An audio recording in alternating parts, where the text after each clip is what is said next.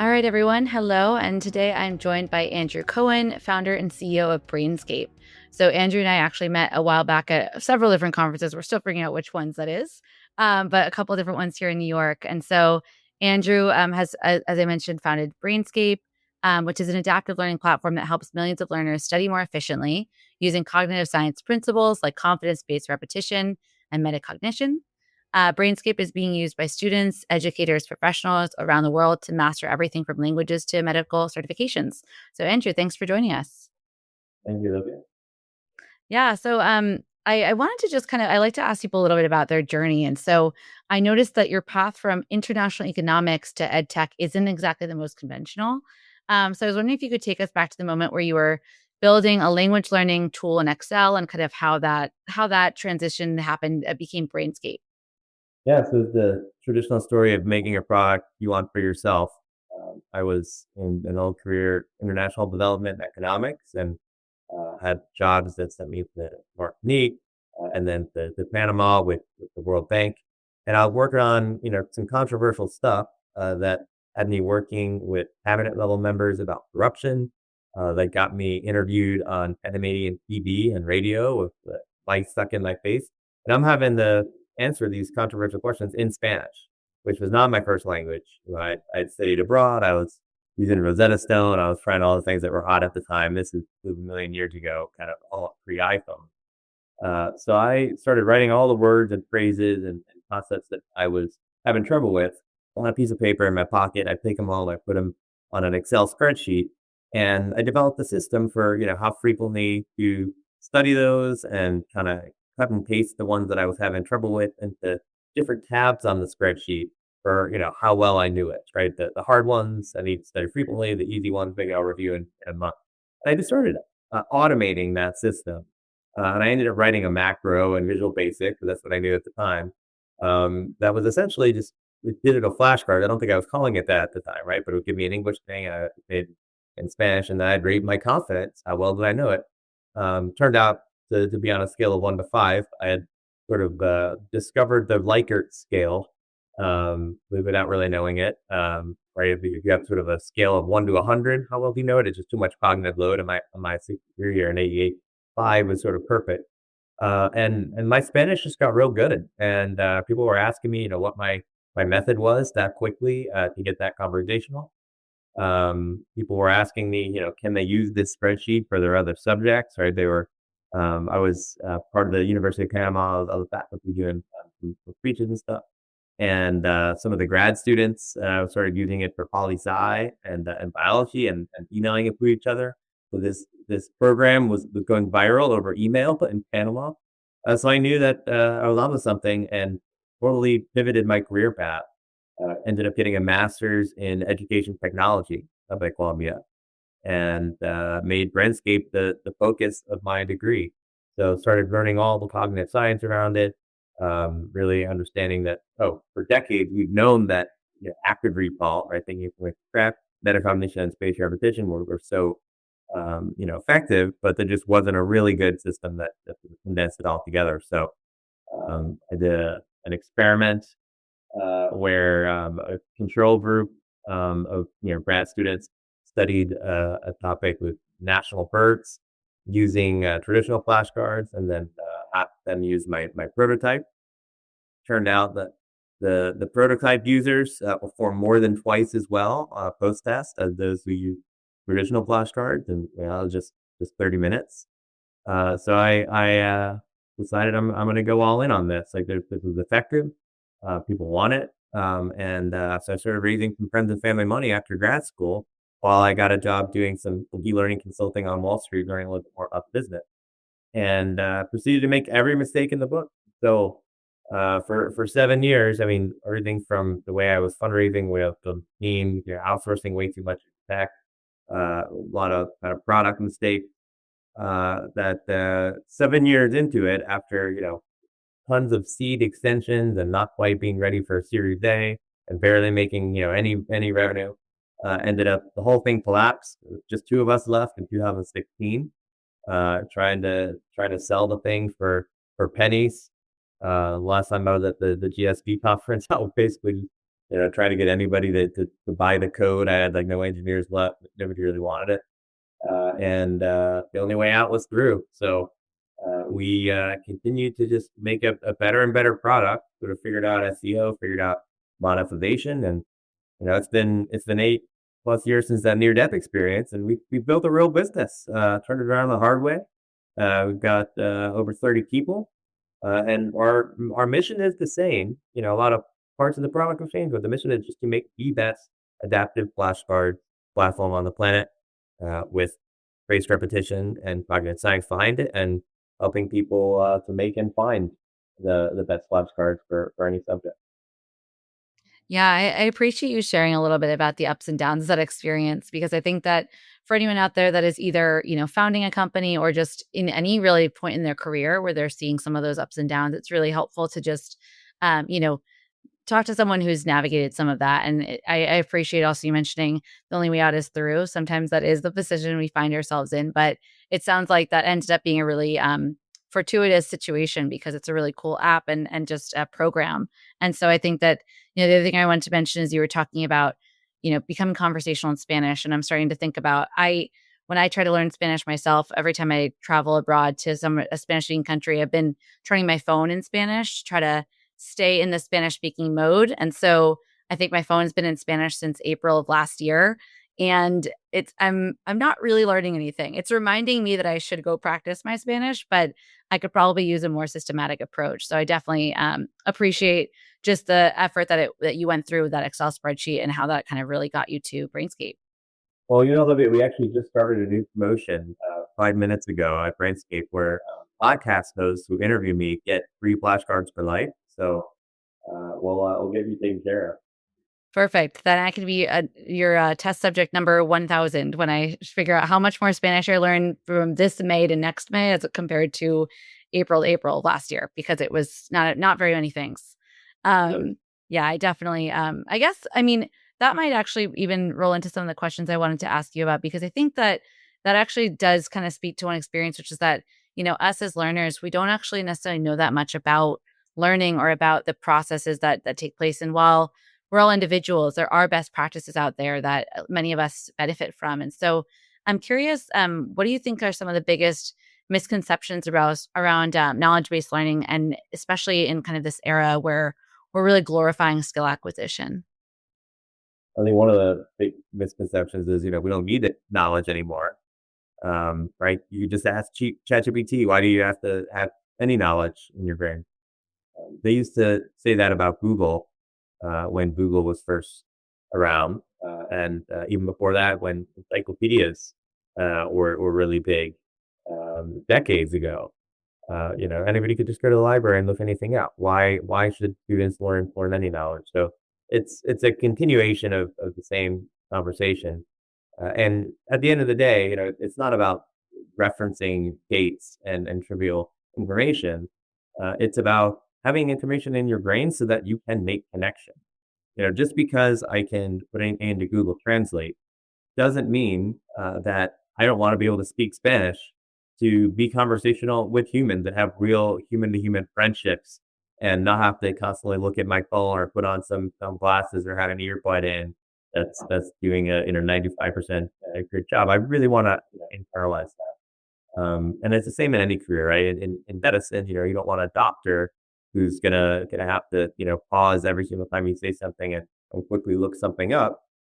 You want them to have an innate sense of what this might be, what I should test for. Sure, they could always go to the computer, they could always look something up, but to make associations in your brain, knowledge is a critical piece. And so I think a lot of the backlash isn't so much about knowledge per se, but it's about what's chosen to be that knowledge. And when it is, in fact, memorizing every date in the French Revolution or every subspecies of mollusks when you're, in eighth grade or something like that. Yeah, maybe that's not that important in terms of knowledge to memorize. But if you can kind of take that knowledge and figure out, what are really the learner techniques that matter, maybe knowing the general order of history or the importance of certain events. Why was the French Revolution important, or the execution of whoever during the French Revolution, and what did it mean for inspiring the American Revolution across the pond, etc. Those are important things to know. So it's about how curriculum is developed, right? How mollusks evolved, and how that kind of led to the speciation that we have today, rather than what the scientific aims are. Everything. So thinking through curriculum, thinking through which knowledge should be prioritized, I think, is becoming more and more important when the individual facts are indeed accessible at our fingertips. Yeah, I think some of those facts are kind of the basis. It's the once you have the shared knowledge or the shared language for whatever subject it is, that's when you can actually start having those deeper level conversations. And you mentioned doctors kind of going on ChatGPT. I don't know if you are watching the show The Pit, but it is about the emergency department. And I have to say, if I were in that emergency department and any doctor was grabbing their little computer to search something up, I don't think half those patients would be doing very well. So I just don't think it's a reality to have, some of that knowledge needs to be in place in order to actually practice it. I think the future is will also people who can effectively wield the AI and know when to use it and how to supplement themselves, but not just saying that you don't need any knowledge or that AI is going to replace people on some of the other. Yeah, and I wanted to bring this a little bit into just thinking about the study app landscape, because of course there are a variety of applications that students are using for studying. And so in this study app market, how do you think about designing for a serious learner without resorting to maybe somewhat of the flashier or shallow features that might come up? We might have looked at our new tagline, right? Prosper for serious learners. That is, the main way that we differentiate. I think a lot of people know Quizlet and Kahoot, and other kind of more gamified ways of learning, perhaps Duolingo, in the language market. And I think they've done a really, really good job optimizing for fun, making it super kind of gamified, super, engaging for people who are, say, K-12. They need a little bit more, motivation to get their homework done or study for a, 50 or 100 question quiz or exam. But when you have a ton to learn, when you have months and months of content for a big university exam, for a nursing or medical board, to bar exam, you're learning a foreign language as a very motivated autodidactic person, not sort of the casual Duolingo, game learner, but you're really, language geek. Or you need to take a professional certification of, of welding or wine sommelier certification, whatever it is. You're serious. You're career defense on it.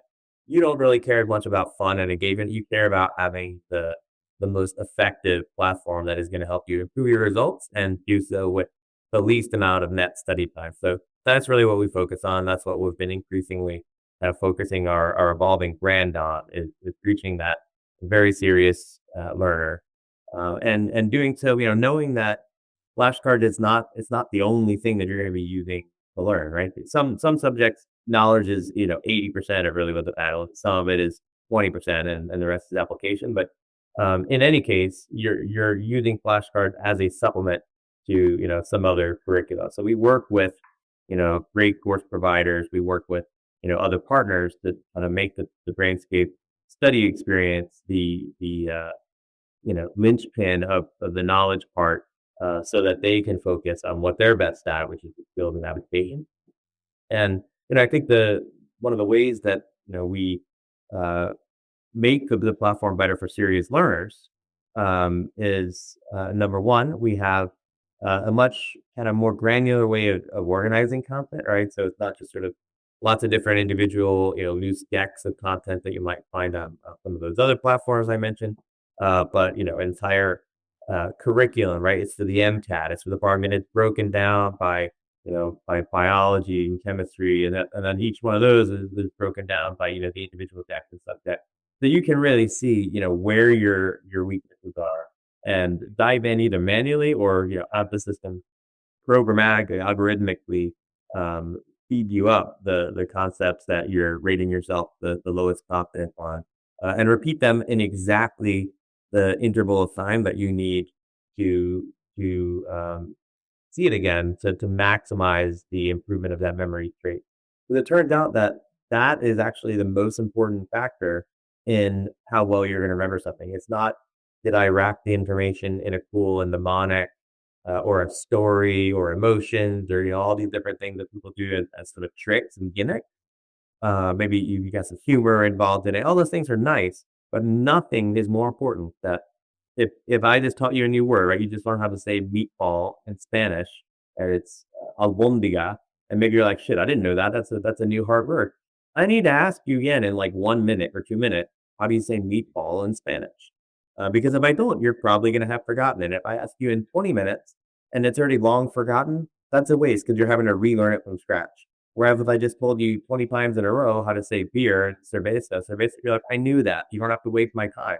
So getting that interval of time right between when you're going to be asked again and have that interval be as close as possible to just before you would have otherwise forgotten it is the secret to optimizing the learning process. And so we just want to create a system that makes it super, super easy for users to have access to all content broken into their atomic building blocks and accessible in that optimized study system. And it just, at the end of the day, it boils down to the user's rating of their own competence, not how quickly they answer the question or all these things that other people do, but actually trusting that serious learner to know, hey, I was a 1 out of 5 on this, or I was a 2 out of 5, and then using that to just have the system get smarter and smarter and smarter for the best users who are using Brainscape. Yeah, and it sounds like a really, safe space to fail in that sense because there's no teacher who's saying, "Oh, you're only at a 1 for how well you know this," but actually having that safe space, and I think, a lot of the time that reflection piece is, when I was teaching in school, just having students connect something to their own lives or whatever it is, just having that reflective experience kind of makes that connection a little bit more personal. So it definitely sounds like that might be a piece there that just would kind of engage a learner, and that kind of brings me to another question I had wanted to ask. Just you mentioned sort of some of the flashier, or maybe gamified experiences that students can have, but when you think about the product decisions you're making with Brainscape, how are you making sure that a serious learner is actually staying motivated, even when it's tough material, like for an MCAT or whatever it is? Where do you sort of see that product decision has been made? That's a really good question. We've had in the past several investors or other kind of users better say, why don't you guys change instead of flashcards, make it something like multiple choice, where the user can know, was I right or wrong, and where was I on the leaderboard? What did I score? And that way, you can have game mechanics. Look at what they're doing on this platform. Look at what they're on QuizUp. Like QuizUp was super viral all the time, and our investors were like, you should be more like QuizUp. And at so many junctures, we were tempted to do that, but we stayed to our guns and said, no, it's a flashcard. You have to think of the answer from scratch because active recall is so much more effective, right? Thinking of it from scratch. From a study standpoint, multiple choice might be good for assessment. It's quick and easy, but for studying, you need to do active recall. And at the end of the day, active recall, it's hard. It takes work, and it is actually more boring. So that question you ask is, sure, it's more effective. It's more boring. What do we do about it? That is something very top of mind because we're a business. We're not just optimizing the learning process. We also have to get engagement and retention and virality and all those things for growth mechanics, or we're not going to survive. So what have we done? Well, number one, we realized that what makes a game fun isn't just are there badges and coins and kind of all the more trivial things, but it's feedback in general.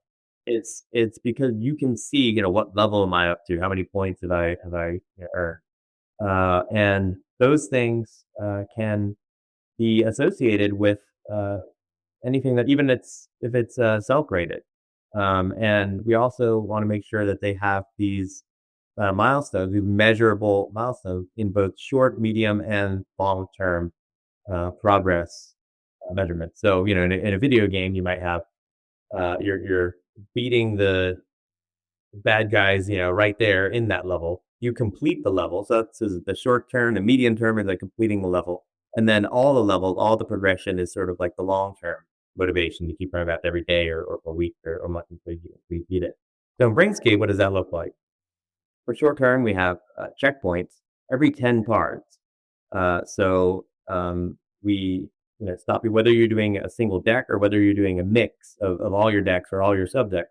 Every 10 cards, we're going to pop up a checkbox telling you how much average confidence that you just gained during that round, how much time you spent, and what's your average improvement per unit of time so that you can see I've got 19 hours and 23 minutes left at this rate. If I keep progressing at this rate before I'm fully ready for the end count or the bar count. So you as the learner can effectively allocate your study time appropriately as we keep refining that information. So that's your short term is the checkpoint.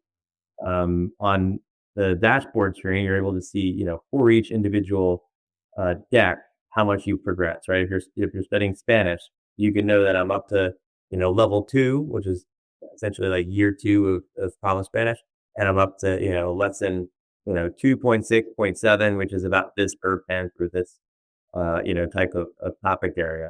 So that's sort of your medium term, like where am I in the progression of decks and classes?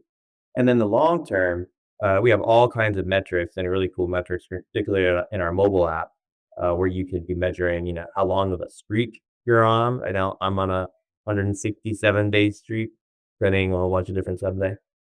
You can see, bar graph of, average cards per day, and how many cards I've studied today. So there's a constant sort of carrot in front of you, right? I want to improve my average over the long term by studying a little bit more, improve myself. So having lots of different ways to measure your progress, short, medium, and long term, are the things that we borrow from game mechanics to improve engagement without actually being a trivial game. I think we really struck that balance the right way. Yeah, I love what you're mentioning about helping the student also see how much more time they're going to need to study. I think that the first thing you said or the first thing that came to mind when you said that was that fear of the unknown. That just like studying can be this big abyss if I don't know how long it's going to take me. And I think for anyone who might procrastinate out there, and I know I'm guilty of it as well, when you don't know what the task is going to be, it might be a little bit more daunting. So I think just helping students have some visibility there sounds super unique and also super motivational when we're thinking about how to motivate without it being, flashy game mechanics. And I wanted to, I guess, just think a little bit about um, when you kind of see how are you kind of tracking the behaviors that help you see how those students actually are progressing. I know you mentioned, as we said, just kind of having that layout of how much more study time they need, but how are you as a team measuring progress as opposed to just engagement on the platform? Right. I mean, because progress is self-reported, we're not actually assessing the learner. That's what they get done as they take their practice tests with their prep course or the actual exam. So, how do we measure their progress if it's self-reported? And I think the answer actually is kind of engagement and showing up. Because there is so much cognitive science research, both done by us and done by hundreds of researchers around the world for decades about the effectiveness of spaced repetition, right? Retrieval practice, interleading study, all the things that we're combining. We know that if the person is showing up, if they're coming back ideally every day, and they're spreading out their study time over many sessions or days or weeks, rather than just cramming, the night before. That's actually how we know that the system is working because the methods are just so proven. So um, yeah, streaks, daily averages, all the metrics I said before. And then just anecdotally, we know by looking at our reviews, right? You go on Trustpilot, you go on the App Store or Google Play, we're pretty consistent. 4.8, 4.9, the number, thousands of people getting 5 stars with a mention of how Brainscape changed their life, or they went from a D student to an A student, or they had failed some professional certification 3 times, just finally passed Brainscape, or finally became fluent or just conversational in a language that none of those other kind of gamified apps weren't helping with for language learning. So there's the consistency metrics, and then there's just the anecdotal qualitative data that constantly seeing our reviews just keeps give me a smile on the face and and convincing us that we're doing the right thing if you're that platform.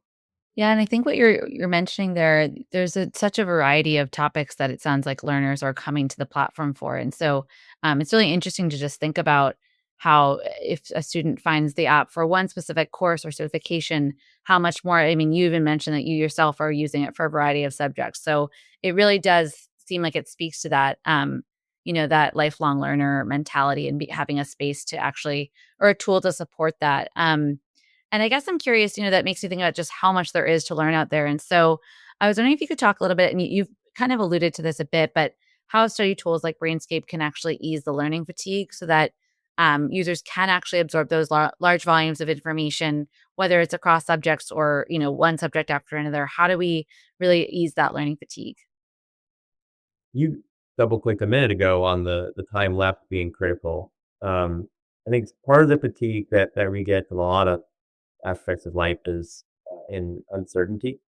Not knowing what I should do, not knowing what something is working, not knowing if content is good, right? Can I trust this? Am I even working on the right thing? So giving the user the time left, right? You have this much time, and you can allocate it effectively over X number of days. Knowing that we've scaffolded the content, starting with the easiest content and getting progressively harder, so we don't demoralize you right out front, right? We give you a sense of momentum. You're sort of building that stamina to be able to keep going, and encourage the user to take breaks. The 10 card checkpoint and ends up being kind of the perfect length of time. It'll take you anywhere from like 2 minutes to 8 minutes, depending on like the complexity of the flashcard and how much is on each one. But that's short enough for you to be like, okay, one more round, just one more round. And you can keep saying one more round for as long as you can, until you're totally fatigued. But it's bite sized enough to, give them multiple abilities to take breaks throughout the day. And that ends up not being just good for fatigue, but also being really good for memory retention. Because the more you're spreading out your study, the better things are gonna. Yeah, I'm already just thinking about, you said 2 to 8 minutes. That's about how long I wait on the subway platform for a train. So just thinking about how it can be so bite-sized and then also, everything we've been talking about with how the motivation kicks in, the motivational pieces kick in so that I actually, this is one thing that I would actually like to become addicted to. I think it would actually help my studies there. So, really cool. Just love to hear about, how thoughtfully you've designed the app. And it sounds like you've really listened and thought about your end users, even though there's, a huge variety of them in terms of what they're trying to learn. I wanted to sort of look a little bit towards the future and kind of get your take on sort of the EdTech landscape as it stands now. And so, I was kind of curious, looking beyond just the usual AI headlines. I think that's, we still hear AI is the solution. What's the problem? But any emerging technologies that you think could really revolutionize the serious learning that your users are typically going after in the next 5 years or so?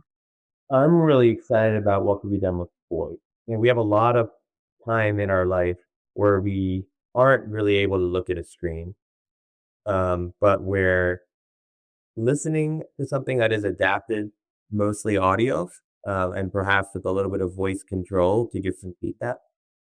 Could be a really interesting sort of study buddy in your pocket, right? The movie Her, right? We got Scarlett Johansson in your ear, but she's quizzing you on your biology tests or sparring and stuff. So you're walking, you're driving, you're working out, you're cleaning, you're all the time where you're like, man, I should be studying. Well, you can be studying if you're a high stakes learner, right? A serious learner, you want to be using as much possible time as you can because life is busy. Maybe you have kids, maybe you have other responsibilities.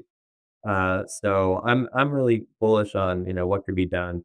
Probably not just via ChatGPT, Claude, or DeepSeek, or any of the other LLMs. Yeah, they can quiz you. You could say quiz me out some subject, but they don't have the sort of organized data structure that's in a UI like Brainscape. Where okay, here's the curriculum, like here's the actual content, here's broken down by every single subject, where they could really quiz you on exactly what you need to know when. And so I think the the right platform is going to use AI, probably, be built on top of, one of the LLM's APIs, but to intelligently, have that conversation with you.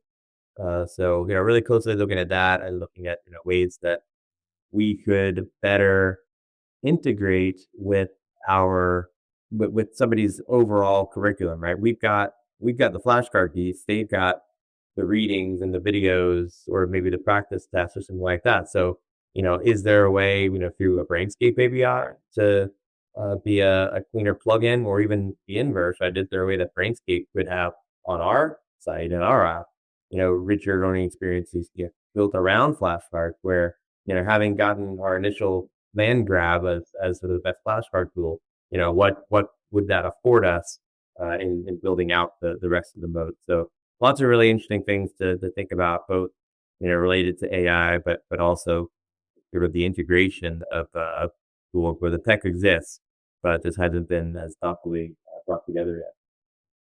Yeah, I'm definitely hearing, both the product mindset there, but also really thinking about what the learners might want and just what could really benefit. Everyone wants to customize their own platform or learning tool, but then they also want half of it built for them. So just finding that kind of happy medium there. And I guess just kind of thinking about, you yourself as a founder and some of the experiences you spoke about in the beginning.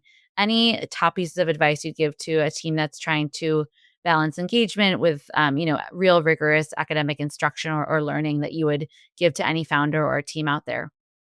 Know your customer, talk to as many users as you possibly can, as is feasible until you aren't learning anything more that's actionable in the short term. No founder has ever, failed, and when you ask, like, "Why'd you fail?" They said, "I talked to my users too much. I listened, right, too many customer." So that's first and foremost. Um, and then just understand, what's their motivation? Is what they have to do an important certification where, your life or career depends on this? Or is it more sort of check the box, right? Like, this is the company who needs to do, some kind of compliance training, and oh man, the government's making us do it. That type of learning experience, may not need to have as much rigor around, memorization or self-assessment or, seeing in such detailed ways, how I'm performing and how much more you wanna just kinda go through it and check the box. So really understand their motivation or their educator's motivation if you're sort of going through, not the consumer path, but the institutional path, right? Understand, what metrics they care about, what their, company, like, sure, that what metric the company cared about, but also what does the person care about for their job? But, like, are they willing to take a chance and create a really cool learning experience? Or are they very risk averse, right? Nobody ever got fired for hiring IBM, so let's just, build the traditional page turner learning that off the shelf and standard and sort of what's expected. So, sometimes what your customer wants and what would be best for business isn't actually going to be amazing from a learning perspective, but it's gonna, pay the bills and give you, a good ROI and be good enough. I hate to say that as with a learning sciences degree, but understanding the balance of that with. Yeah, I mean, and I love what you said about no one's ever failed because they knew their customer too well. So just really thinking about keeping that top of mind is really helpful. Need an app. Like, so many people are like, "Oh my gosh, we need to build a mobile app, a mobile purpose." And, is it something that somebody is gonna need to, like, log into all the time and, like, reference for, like, weeks or months? Like, if it's just something they need to, like, use for a short period of time or kinda, reference or whatever, like, maybe a mobile website would be fine. Yeah, well, I appreciate you sharing some of those words of wisdom to those of us who are trying to study out there or anyone out there who's kind of working on building out EdTech products for other learners out there who are trying to, just get the most out of their learning experiences. Well, I guess thank you for so much for just teaching us a lot about Brainscape. Your passion is clearly evident, and I think it's really cool to just think about a product that you actually designed for yourself coming to life and how it's helped learners out there. Any parting words or closing thoughts that you wanted to share that, we didn't get to share? And if anything else, how can our learners contact you or get to know more about Brainscape? Yeah, I mean, definitely check out our website or our mobile app, Brainscape, which should be easy to find, social media, everywhere else. If you're looking to pair your great platform that perhaps you're building with Magic EdTech, right, for a whole curriculum and all the infrastructure around a really good uh, course or anything else, and you feel like a great mobile flashcard app complement would pair well with it, and you know that your content is very knowledge intensive.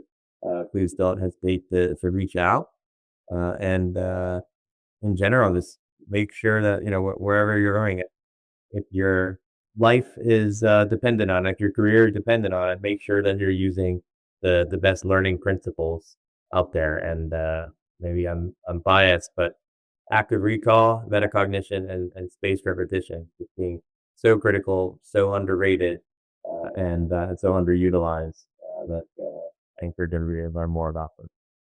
Yeah, I appreciate that. And I think you didn't mention your YouTube channel, but I know there's a lot of great content on there. So I definitely suggest anyone who's trying to learn more, there's more out there as well.